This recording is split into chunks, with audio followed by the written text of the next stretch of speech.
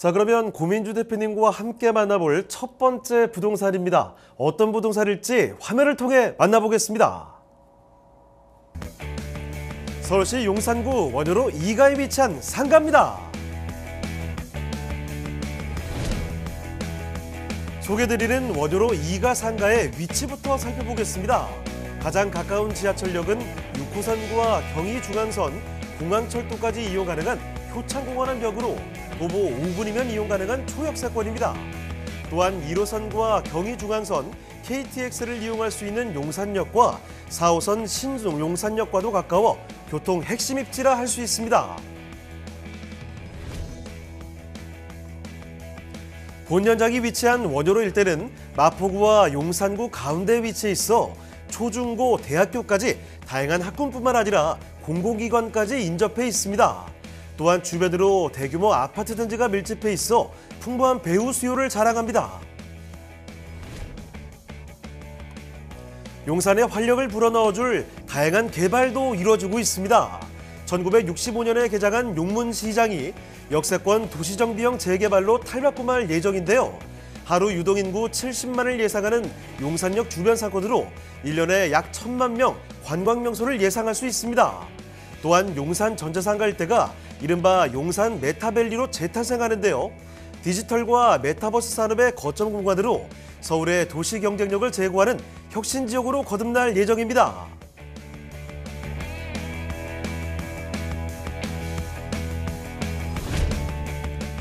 탄탄한 입지와 서울 중심권 재개발 혁신을 이룰 용산구 원효로 2가의 상가입니다.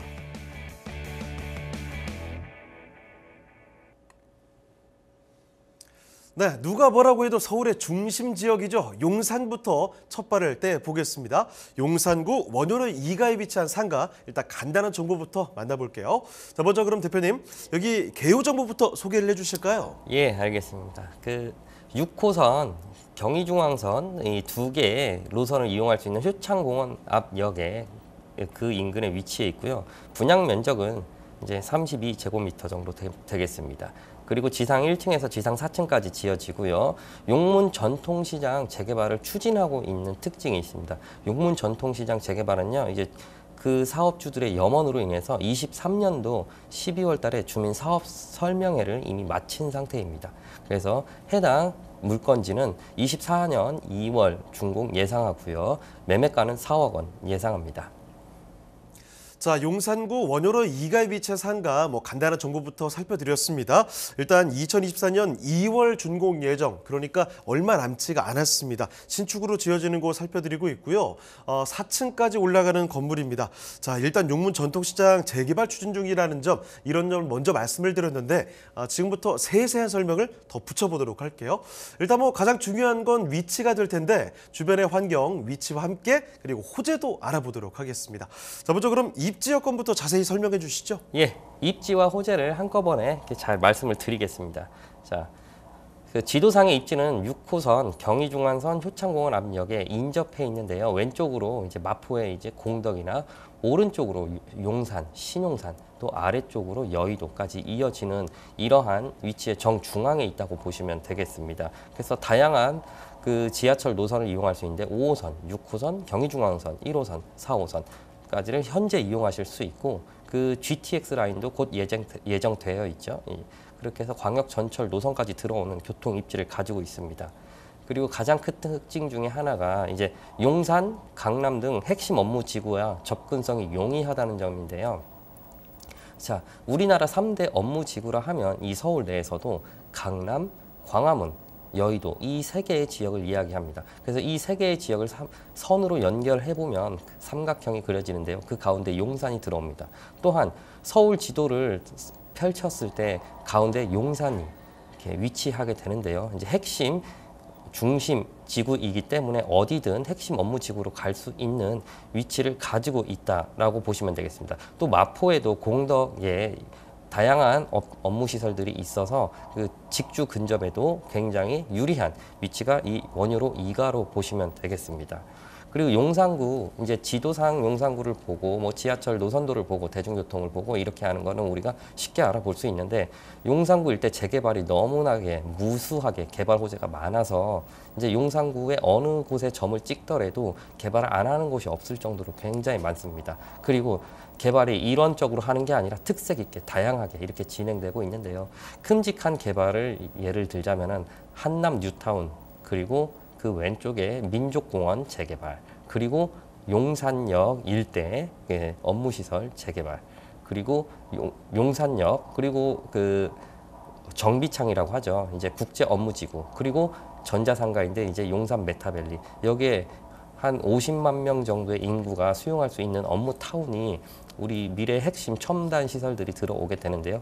예, 거기 그래서 엄청나게 큰 업무 타운이 들어서게 되는데 아직 배후 주거단지가 설정되지 않았습니다. 그래서 위에서부터 서울역에서 여의도까지 이렇게 국가 중심 축을 이루어서 개발을 진행을 하고 있는데요.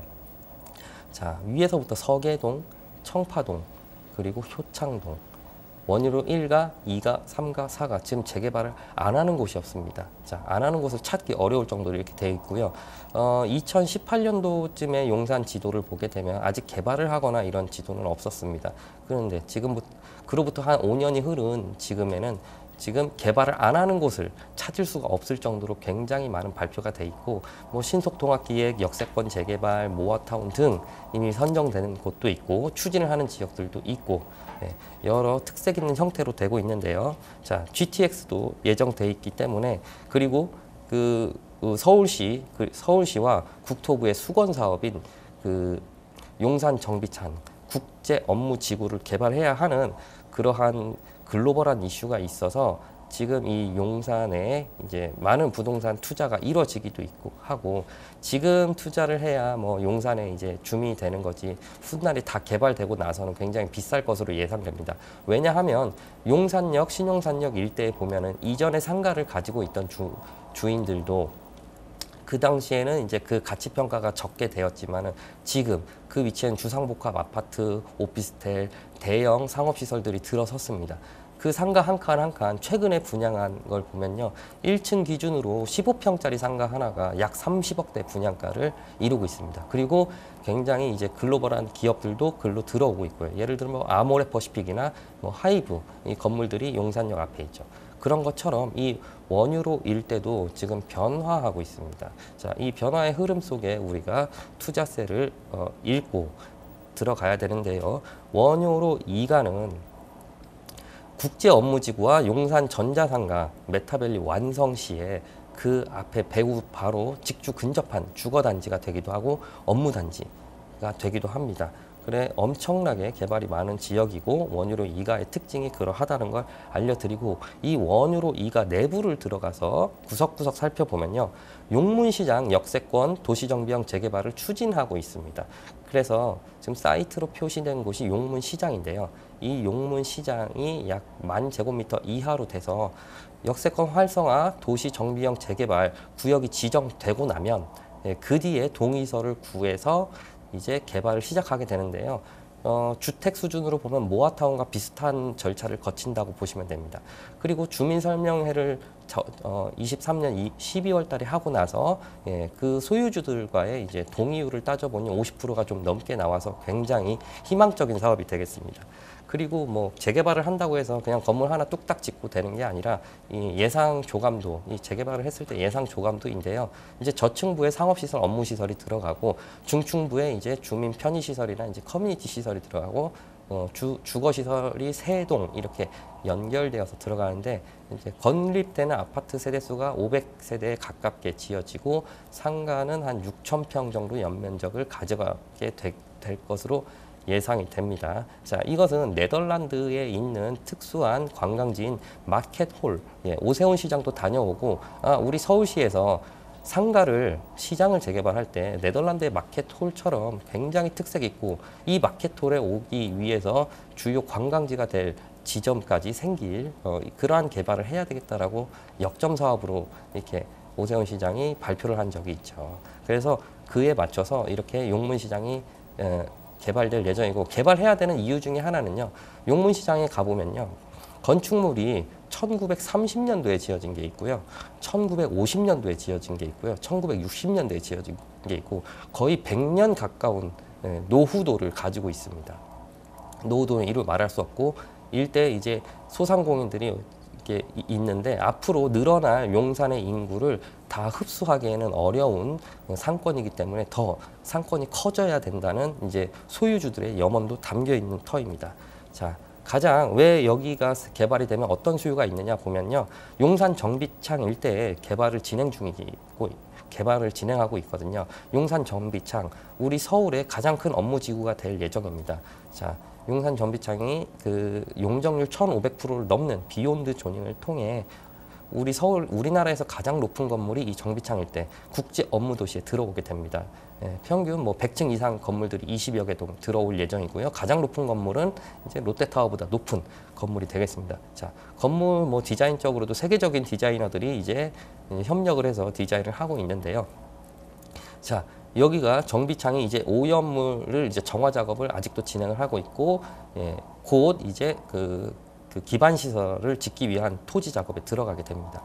그 용산 정비창만 개발해서 국제 업무 지구로 만드는 것뿐만 아니라 용산 정비창과 업무를 공유할 수 있는 지금 전자상가도 재건축을 하고 있습니다. 전자상가에 가보면은 지금 낮은 상가 중에 일부는 이미 철거되고 공사를 진행을 하고 있죠. 그래서 수많은 이제 글로벌한 우리가 이제 미래 세대를 책임질 IT 기업 등 글로벌한 기업들이 이 일대에 들어오게 됩니다.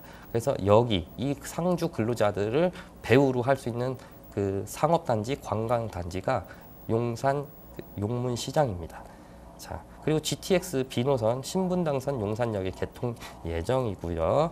이렇게 광역철도 노선도 있어서 그 굉장히 이제 접근성이 좋은 서울의 중심 시장 재개발이 될 것으로 예상됩니다. 자, 그럼 이제 마지막으로 여기 가격 전략까지도 한번 살펴주실까요?